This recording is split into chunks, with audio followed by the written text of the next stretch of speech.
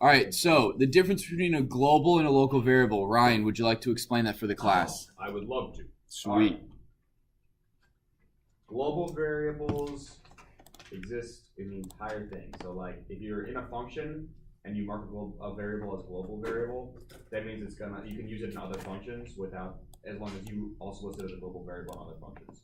It's kind of like, it's almost like importing something. You have to put it at the top of every function, and then you can use it in that function. If you don't mark it as global, it's only going to exist within that function. So if you want to use it outside that function, you can't, unless you list it as global. There you go. That's general. More or less, yeah.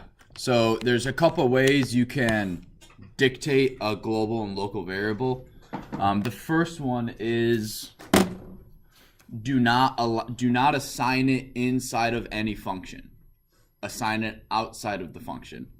So, for example, I have tax rate is 0.06%. Define function 1. Print 100 times tax rate.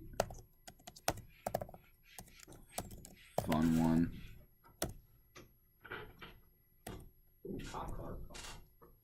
I like that song.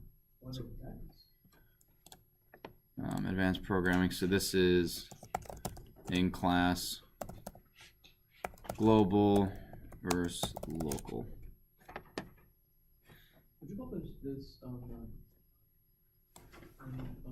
campus info as well? What, the code? Yeah. I mean, I can. You guys can follow along too. Like, if you guys just follow along and type this, like, I mean, it's basically the same thing. So, but so you guys see this right here is a global variable because it's not inside of any function. I can use it inside. I can use it anywhere I want. I can now go print tax rate.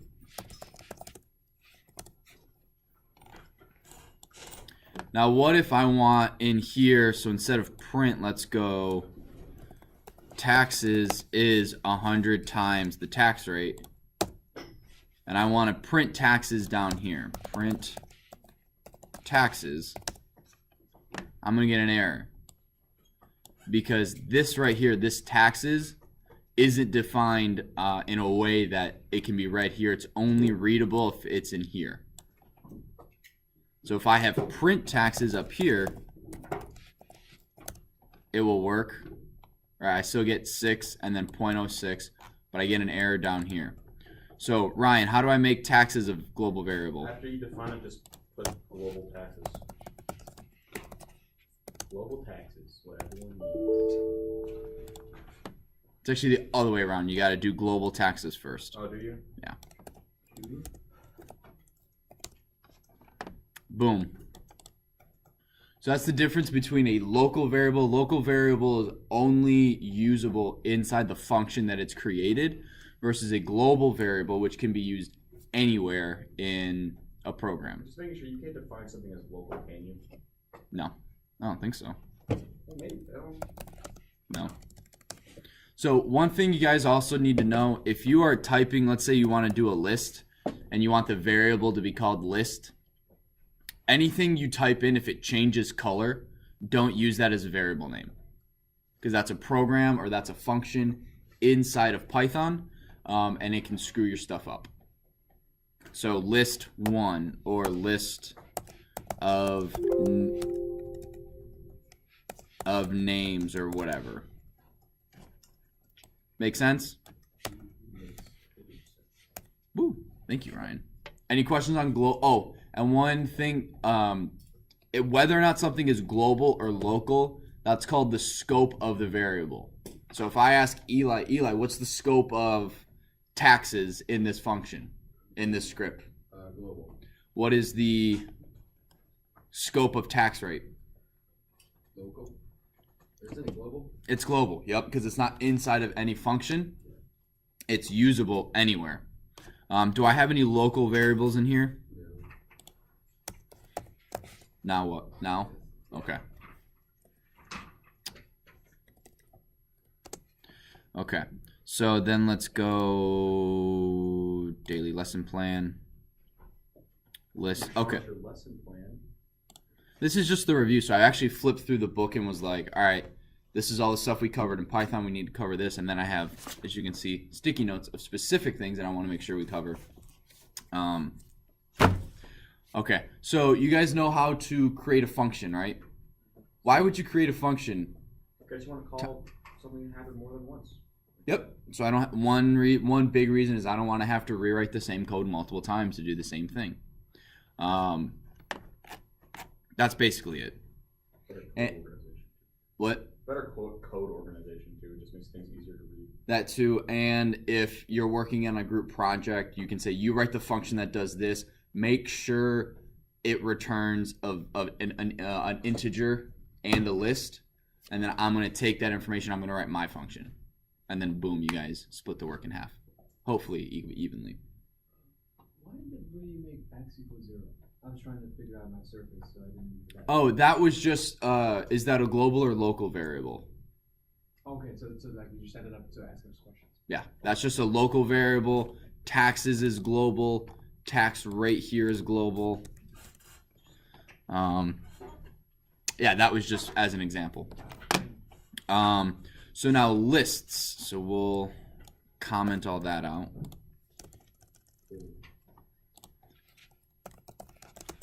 Names is all right, we're actually just gonna do numbers because that's way easier. 1, 2, 3. Yeah, how do you comment something out? Just to, like if you highlight it and hit what button? Alt 3. Oh, Alt F4. Alt F4 does it too. No, it doesn't, Ryan. Alt F4 does not do anything. Wait, so Nothing productive. Alt F3 would... Nope, just Alt 3. Okay. And then Alt 4 undoes it. So you have 3, 4, 3, 3, 3, 4, 4, 4, 3, 4, 4, 4, 4, 4, 4, 4, 4, 4. Oh, wait, hang on. Now I need to actually comment that out. Okay, so numbers. What is an index in a list? Sam, do you remember? No? Ethan, do you remember? Item in the list. It's like the designated spot for each. Yes, so it is the location in a list of an element. So this has 10 numbers. Every list, the first element is index what? 0. Index 0, going all the way to, what would this be? 9. So if I want to print numbers, how do I get, I want to print 4. So I'm going to type 3. How do I designate it as an index of numbers? Brackets, yes. So now I run it. Boom, 4. Now what if I want to print from 4 on, right? I just want to ignore 1, 2, 3. What do I do here? Does anyone remember? This is called list splicing. 3 to 9? 3:9. Does everyone agree with that? Sure. All right, no one knows. What are we trying to do? 4, 5, 6, 7, 8, 9. What Well, happens if you don't know how long the list is? hang on. So we want this to be 10. Wait, hold up, but isn't that the 9th index? Yes. So with list splicing, you always have to go. It's just like range. Range from 0 to 10 will print numbers 0 to 9. So if you want to splice a list, you have to add one onto the end of it.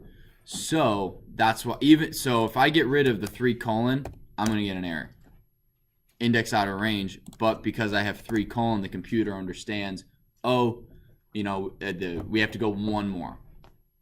To answer Ryan's question, how do I go to just the end of the list if I don't know how long it is? 3 colon. So what this is the start of the splicing, of the list splice. This is the end of it. If you don't have a designated start or end, it defaults to the beginning or end. So let's say I have 7. That's only going to give me 1, 2, 3, 4, 5, 6, 7. 1, 2, 3, 4, 5, 6, 7. Wait, now why did it stop on that index? Because the splicing is the way splicing works again. Because Python is weird like that. It is weird. So Yeah. When you don't have it, it just assumes it's 0, right? If you don't have it, if you don't have the first element, it assumes it's 0. If you don't have the last element, it assumes it's the end of the list. Does that make sense? So if there's a range, then it's you have to add 1 on to the end to include it. Yeah, so if you want to go, It just stops coming from 0, I guess, when you put the colon in there. yeah, I guess that's the way to think of it. If you don't have, well, no, because if you don't have the colon and you have 0, you don't put anything there, it still starts at index 0. But that's not index 0 anymore, it's index 1. There's index 2, 3, 4, 5, 6, 7, 8, 9, 10. Oh, okay. I guess that's a good point. So when you have the colon, it changes the starting index from 0 to 1. I mean, not actually, but that's Not actually, but it's a way to think about it. Any questions on list splicing? What you can do is you can go numbers, first 5 is, hey Josh. What's up, man? How are you, Josh?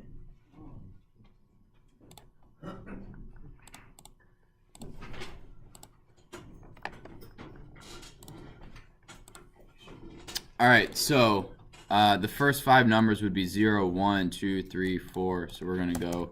Is this 5 or 6? Should be 5, I think. No, 6. This starts with 0. Not anymore, it doesn't start at 0. Because you put the colon in there. Yep. And so this is in programming one thing. Now, who here has been in the Idea Lab in the Science Wing in the past month? So there's a giant poster, and I took a picture of it. It's basically, let me, oh, if I can find it real fast. Colon. 2 dots. 2 dots.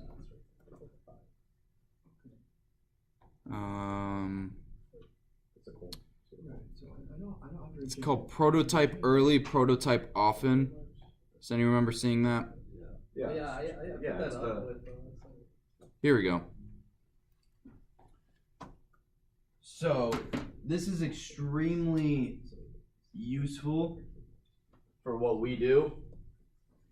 Okay. Yeah. So this is cost of an error. So time to fix error. This is project. So time spent coding. And this is number of bad test cycles, project risk. Okay, we're gonna skip that one. That one doesn't really. It's all about prototyping, and I'm like, well, we don't really prototype; we just run the code. So, however long it's going to take you to fix an error depends on how much time you spent coding in between trying to fix errors. So, what does that mean? So, if I've spent 20 hours coding this thing and I haven't run it, I haven't checked it at all, and I have an error, the time it takes, so if this has now been 20 hours, the time it's going to take for me to fix the error is going to be way up here. If it's been 20 minutes,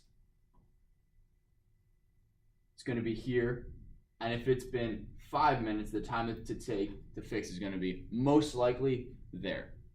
So this goes back to what I was saying yesterday.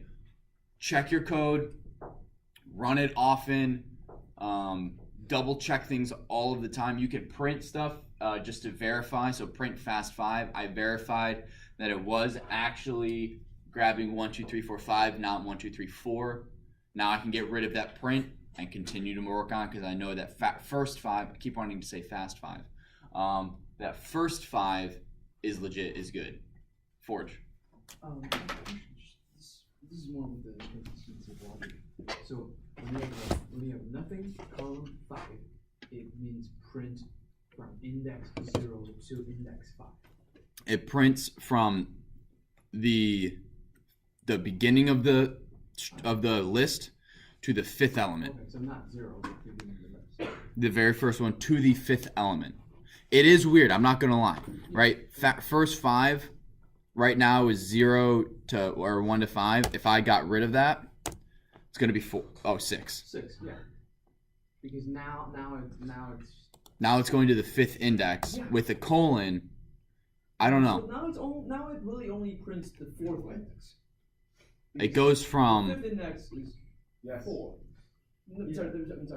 The 5th. it goes from the beginning to the 5th It index stops counting from 0. or to the 4th index. It stops counting from 0 and then puts the colon. Just the way it is. Yeah, if there is no colon, it comes from 0, 1, 2, 3, 4, 5, 6. If there's no colon, it just prints 6. Right. Because the 5th index is 6. Correct. But now when you add in the colon, it prints the 5th number. It goes for it goes. So this is the 5th index, right? Right. You guys remember print range 0 to 10, right?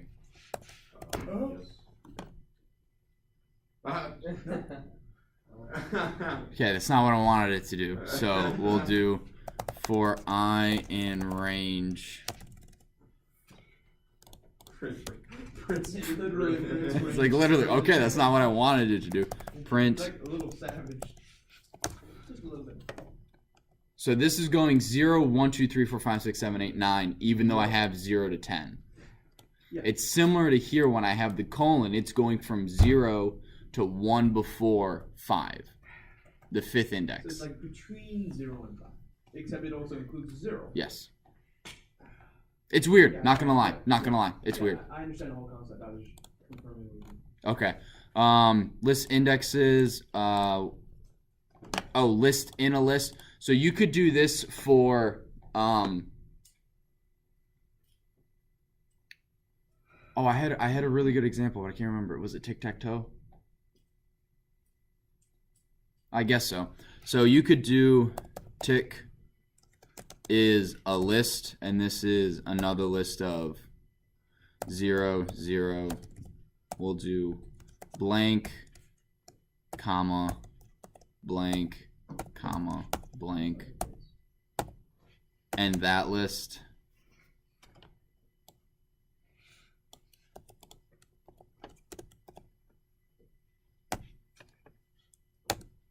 And so now what you can do is, so if we do print tick,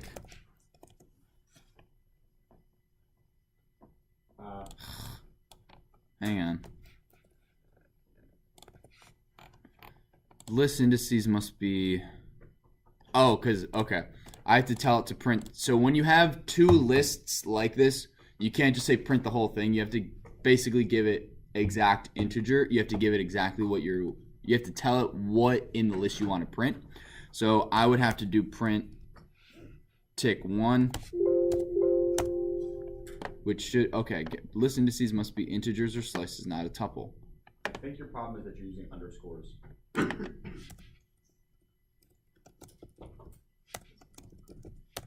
Let's try it. The underscore is so I mean, it should just be a string. My commas look a little weird, though. underscore looks like green. Oh, because that shouldn't be there. That shouldn't be there. That might be why. Yeah, that's it.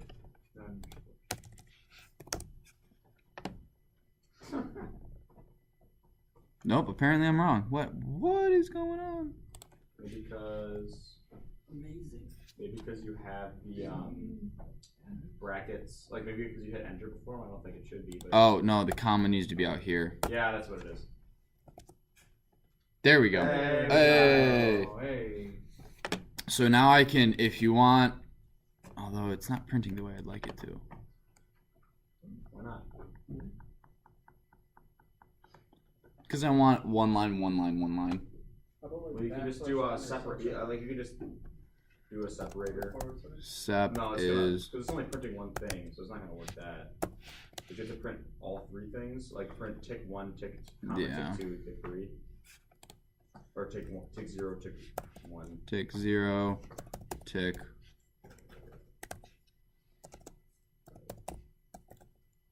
That then it'll work. Nope. Gotta put a comma for Yep. separator. All right, so where do you guys want to put a X Bottom left. bottom left. So this one. Yeah. So what's that going to be?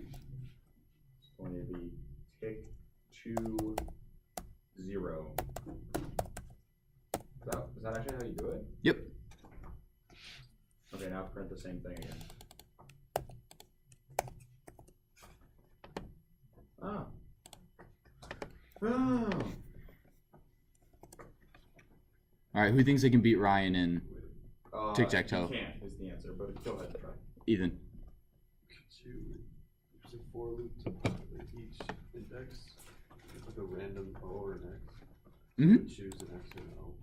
Yeah. So for you would need You need a I in range. We'll do this change. Go through the 0.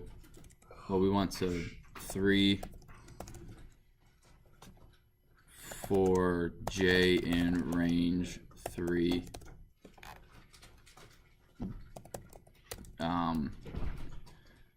Choice is input X or O question mark.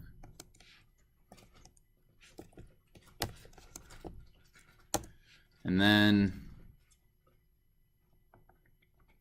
tick I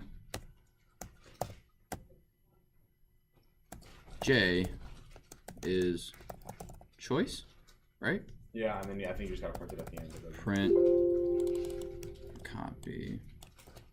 It's gonna be impossible to figure out like what is going on because you don't print it every single time you run it. So There's no way though. just go. You gotta get Philip 9.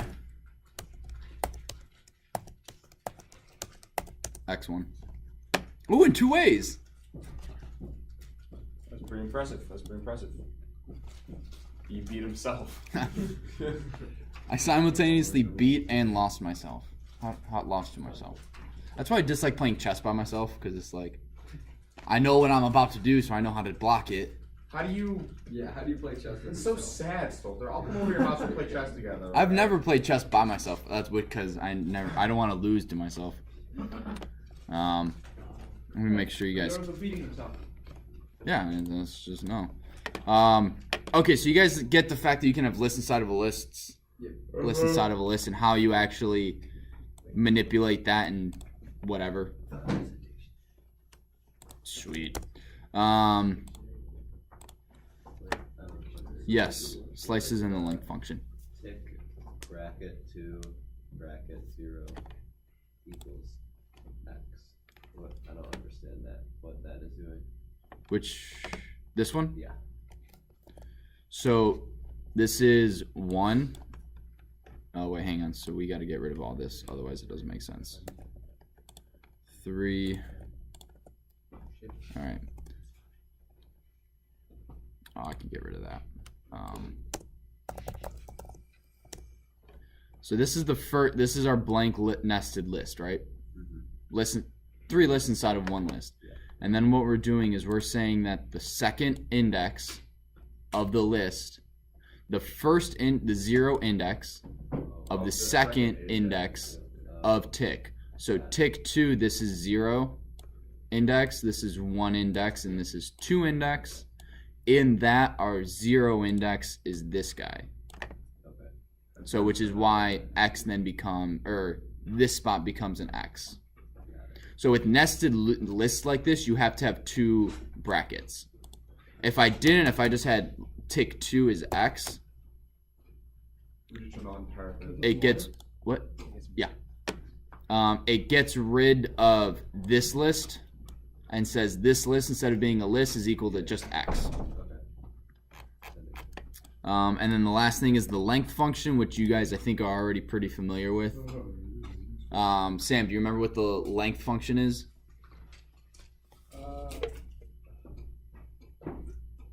Doesn't it like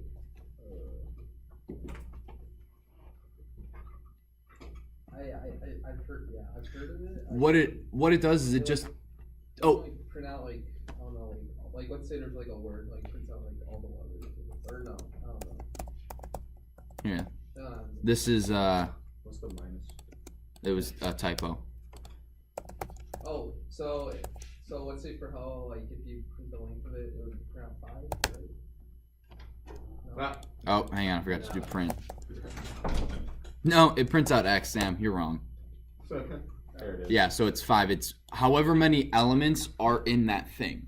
So if in a list, it would tell me how many data elements are in that list. In a dictionary, how many key value pairs. In a range, how many. Actually, I don't know if it'll do that.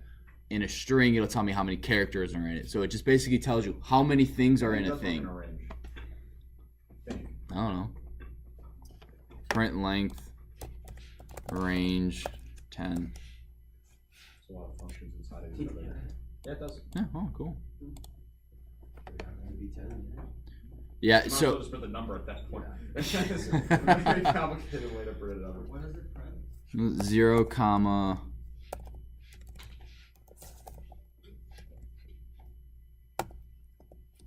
So how many numbers go from 0 to 14,341 every fourth number? 3,586. Boom.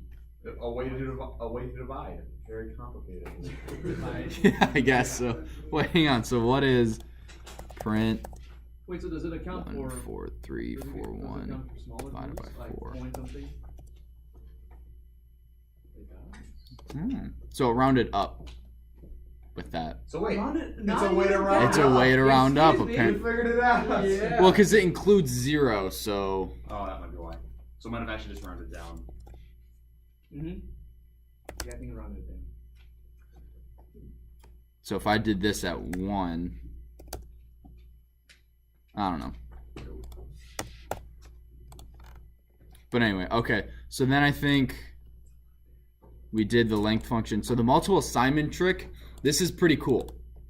So what that means is, You should probably comment on the top stuff too. thank you. What's the button for that? No, it doesn't run that. It doesn't run that. What? Alt F3. It just comes in Alt, zero. no, Alt Alt F4, 3. Alt F4, No, sorry. Ryan, stop saying Alt F4. Sorry. Alt 3, just the number 3. Because if you do Shift 3, you get this hashtag. You get the pound sign or the number sign, which, again, depending on which generation you're from. If you hit Alt 3, Just adds 2. it adds 2. So then you know I've commented this slightly differently than this. This is more for print this.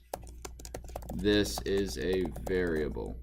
Whereas this is, I'm just commenting this section of code out because I don't need it or I don't want to delete it just yet. What was I doing? Oh, multiple assignment trick. So you can do x comma y is 1 comma 2. Print x comma y. Now we do this in our video game, if you guys remember, when we set the width and height. We do height, we do width, oops, width, comma, height is, the width was 680 by 420 or something like that, or 480 and 620 or whatever. But I'm taking, as long as the number of numbers or data elements or types of data you have match the number of variables, you could totally do that. So this is actually on page, if you guys want a slightly more complex way to do it, we did global variables. We did, oh, we're actually going to do that after review. On page 87, so you can go, I'm actually just going to copy this from the book. Cat is fat, black, loud, Wow. Well, maybe it's fat. size Those two things relate. is cat 0, color is cat 1, and dispose it, there we go, is cat 2. It's truly some in-depth character customization. So what you could do, so you could do this. This is basically what he's saying. You could type it out like this, right? Or you can go, cat is fat, black, loud. And then you can go size, color, disposition is cat. Print. Can I print cat?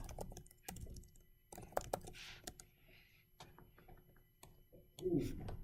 Wait. So it condenses this into this. Hold up. Print size.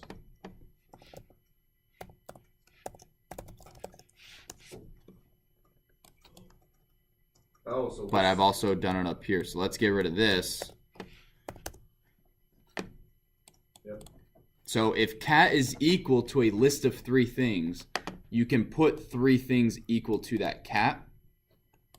This is basically the only time you can have 3 variables equal 1 variable if the one variable has a bunch of things in it. So I'm pretty sure you could do the same thing with. What about with strings? Can you put a string like is like FAT and then will size be F, color be A, and disposition be? You mean like this? G? No. That will not. What? That works too. Because this is now a tuple. Oh, okay, yeah. No, what I meant, like, if you just had it as fat and nothing else, just fat, would size be F, color be? Yeah, it would. There you go. But if I did fa, oops, Well, that wouldn't work. Mar, Yeah. not enough values to unpack. So that's actually a really useful. Now what fats? Boom, too many values to unpack. So that's really cool. It tells you you need more or less variables or elements or values, but then it also saves you time with all this.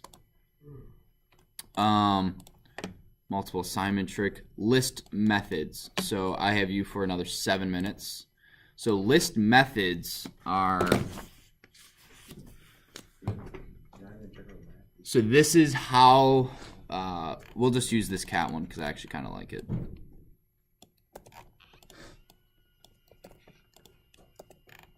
So this is now list methods. So I'm just going to go through the book and all these methods. These are the really popular ones, the ones that you'll use. So let's say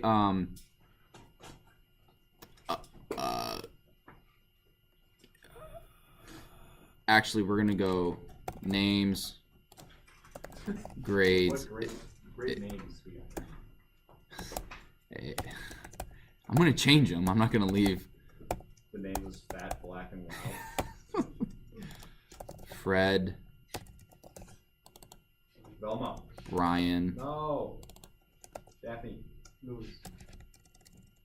Yes. What? Why? Okay, so yeah, like Fred's ever going to get a higher grade than Velma, but whatever. That's true. That is true. Okay, so now let's say I want to, before we're using a dictionary, before we learn how to use a dictionary, we were doing a bunch of stuff with lists and intro to Python. Now let's say I want to index, let's say I've put these grades in, I've put the names in, what is Fred's grade, I've typed in B, what is Velma's grade, A+, what is Daphne's grade, C. Now I want to print both of those. Hang on. Whatever. So let's say I forgot what I typed in for Daphne's grade. And let's go print names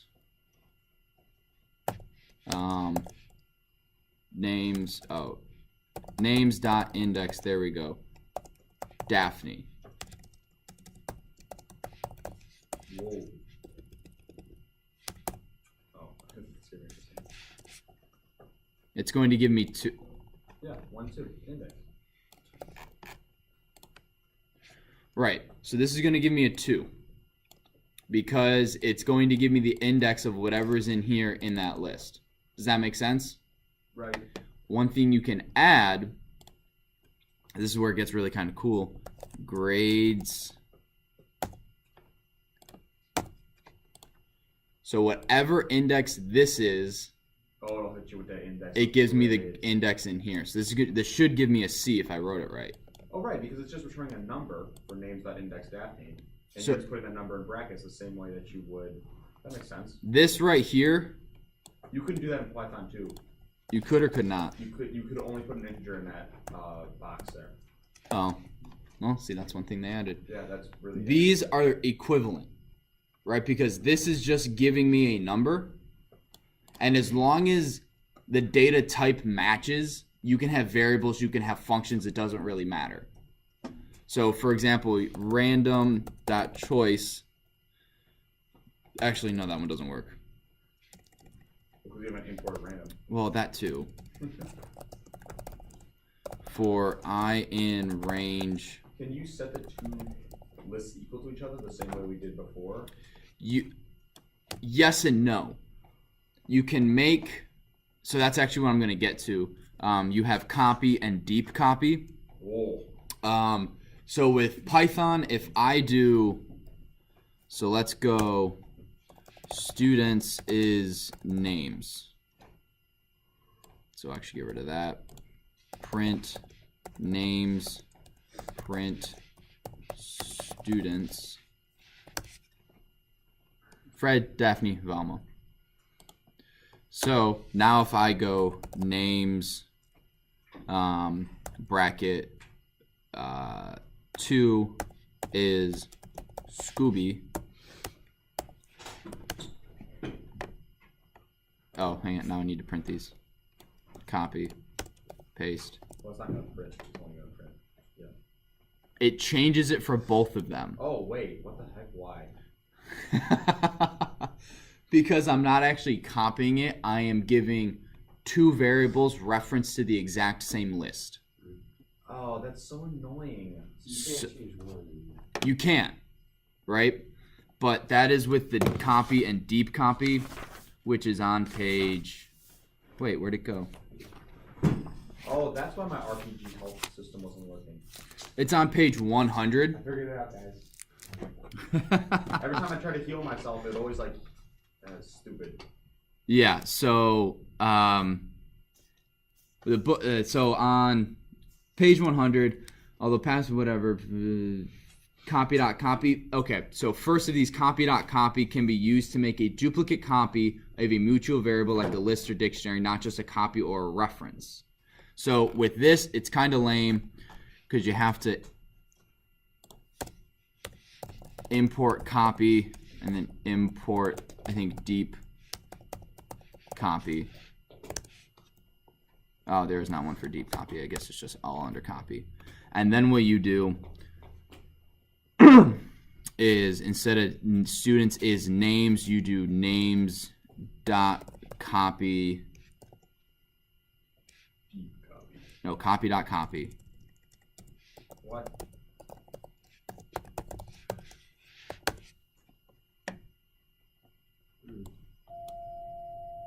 So what did it do? So, and when we have students is names, so when you do students is names, this is just a list that's been created that if names references, and all we're doing by adding students is we're adding another way to get to the same list. It's as if I'd say, all right, Josh, I'm gonna call you Josh, and Ethan's gonna call you Jimmy. They both reference the same person. So if you change, right, if you dyed your hair, you would still be, and I called Jimmy, or I called you Josh and he called you Jimmy, it would be the same thing. Whereas copy.copy actually basically clones you, and I reference you as Josh, he references you as Jimmy, and if his Jimmy dyes his hair, it doesn't affect my Josh. So guys, real quick. You should dye your hair. I want to show you Jimmy.